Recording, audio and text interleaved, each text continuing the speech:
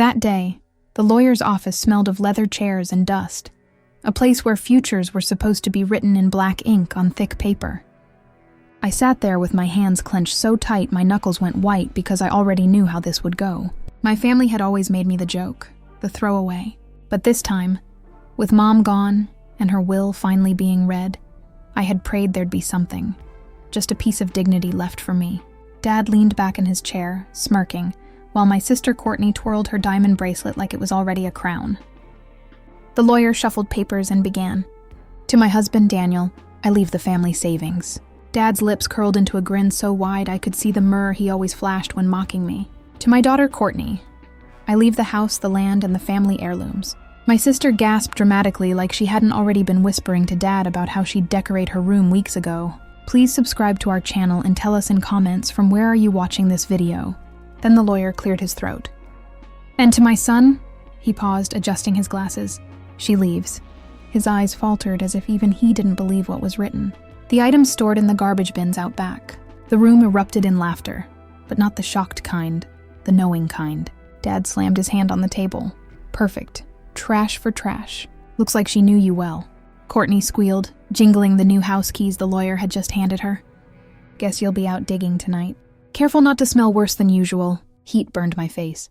I wanted to shout, but the words lodged in my throat. Everyone's eyes were on me, waiting for me to snap, waiting for me to be the fool again. I stood slowly, my legs trembling, and walked out without saying a word. My father's voice chased me down the hallway. Don't forget to check the bin behind the garage. Maybe there's a half-eaten burger left for you. Outside, the air was sharp with the smell of asphalt and oil. I walked to the back of the property where the bins leaned crookedly against the fence. For a moment, I just stared. Was this really all they thought I was worth? My mother, the one person I had thought might see me, had written this into her will. My fists curled so hard my nails dug into my palms, and yet something inside me whispered, "Look." I lifted the first lid. Old newspapers, torn curtains, broken lamps. I almost laughed bitterly. Then buried deep in a black bag, I found something odd. A carved wooden box, its hinges rusted but intact. My heart pounded as I brushed off the dust and opened it. Inside were letters, my mother's handwriting. For my son, if you're reading this, they will have already laughed at you. But know this, I saw everything. I knew what they were, what they did. You were never trash. Tears blurred my vision. The box was heavy, too heavy for just letters. I reached beneath the stack and pulled out envelopes, dozens, banknotes, certificates, deeds I didn't understand. My breath hitched.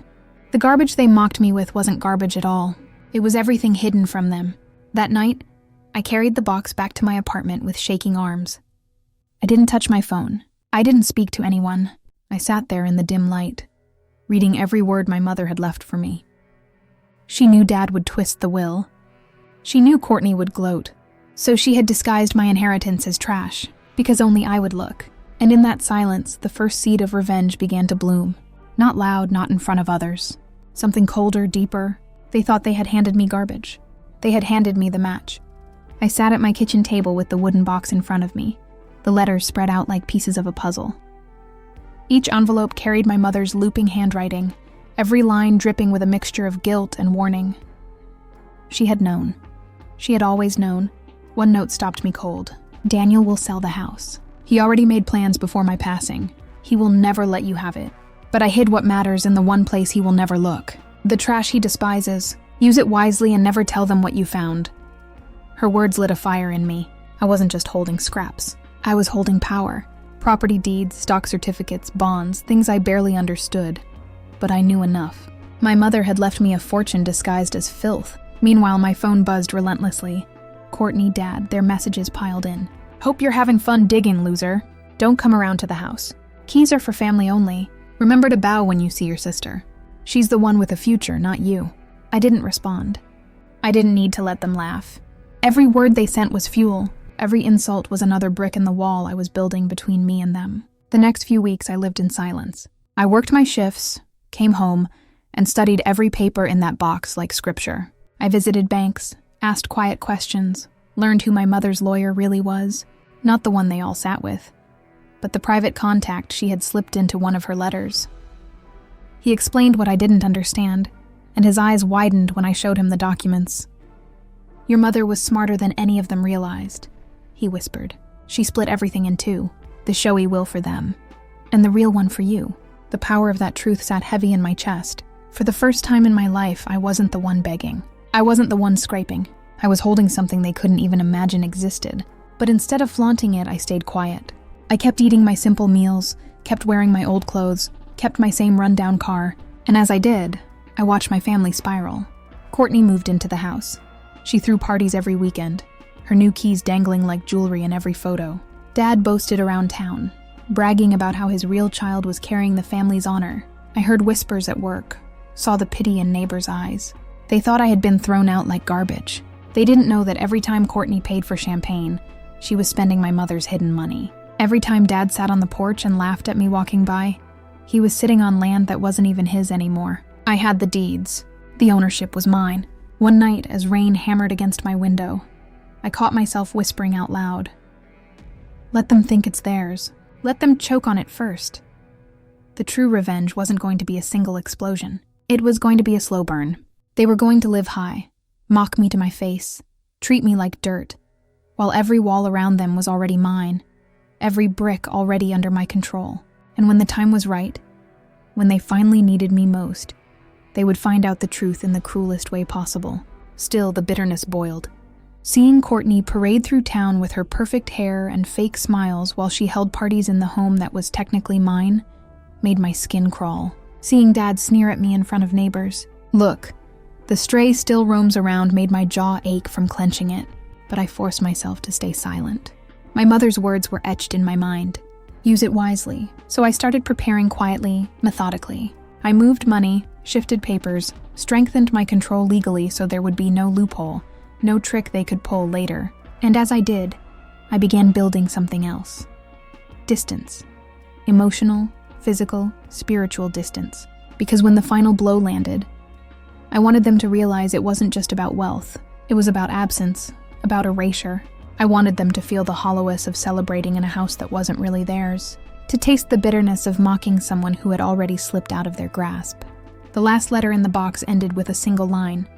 One day they will come crawling to you. That is when you will know what to do. And as I folded it back into the envelope, I promised her, I'll make them crawl.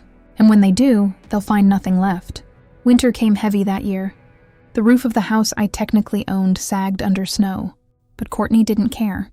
She had strong glittering lights across it for yet another party. I watched from a distance, unseen, leaning against my car parked down the road. Music pulsed through the cold air, their laughter spilling into the night. My father's voice rose above the rest, bragging once again, "My daughter has everything because she deserves it." The other one, she couldn't even afford a bus ticket. I smiled, if only he knew, because while they raised their glasses in that house, letters were already on their way. Property transfers, utility notices, tax assessments, all with my name. They had no clue that every sip of their wine, every bill they ignored was already tangled in the net I had woven. The first crack showed in early spring. Courtney called me, her voice shrill through the phone. "The electric company says the bill's under your name. Fix it." I leaned back in my chair, letting her words sit. Why would I fix something in my name? "Courtney, you've got the keys. You're the queen, handle it." I hung up before she could reply. Weeks later, Dad stormed into my work. His face was red, his boots tracking mud across the lobby floor. "You think you're clever? Changing papers behind our backs." His voice thundered, but there was fear in his eyes. "You'll give your sister what she deserves." I looked at him, really looked at him, and realized something had shifted. He wasn't angry because I had nothing. He was angry because I had everything. For the first time in my life, I didn't flinch. "Deserves," I said softly. "She's been living off my shadow her whole life. Maybe it's time she finds out what garbage tastes like." He raised his fist the way he had 1,000 times before, but something stopped him. Maybe it was the quiet way I spoke. Maybe it was the realization that I wasn't begging anymore. He dropped his hand and stormed out, leaving behind only the smell of his sweat and rage. By summer, the collapse began in earnest. Courtney tried to sell the house to cover her debts, only to discover the deed was untouchable without my signature. Dad tried to use the land as collateral for a loan, only to be laughed out of the bank. Their whispers in town changed from triumph to confusion, then to panic. That was when I chose to disappear. I withdrew quietly from every place they knew me, closed accounts, packed bags, shifted everything of value into forms they couldn't trace. I sold the land, the stocks, every asset hidden in my mother's box, and I did it fast, silent, absolute. Then I cut ties. No forwarding address, no phone number, no trace. The day the movers came to clear out the house, Courtney screamed until her throat went raw. Dad pounded his fists against the porch railing, his face purple with fury. "You can't do this. This is our legacy." I stood across the street, unseen, leaning against my car one last time. The "for" sign already planted in the yard felt like a gravestone. I didn't wave. I didn't shout. I didn't give them the satisfaction of a confrontation. I simply turned the key in the ignition and drove away. Days later, I heard through neighbors. They had been forced into a rental, a shabby little place far from the center of town. Their friends stopped visiting. Their whispers dried up. Courtney's parties ended. Dad's bragging turned into silence. And that was my revenge. Not a public scene, not some staged humiliation. It was absence. It was emptiness. I gave them nothing. Not even the dignity of a goodbye. Sometimes late at night, I pull out the last letter. My mother wrote and read the final line again. "One day they will come crawling to you. That is when you will know what to do." And she was right. Weeks later, they showed up at my old door, hollow-eyed, begging, "We need help, please." But the locks were changed.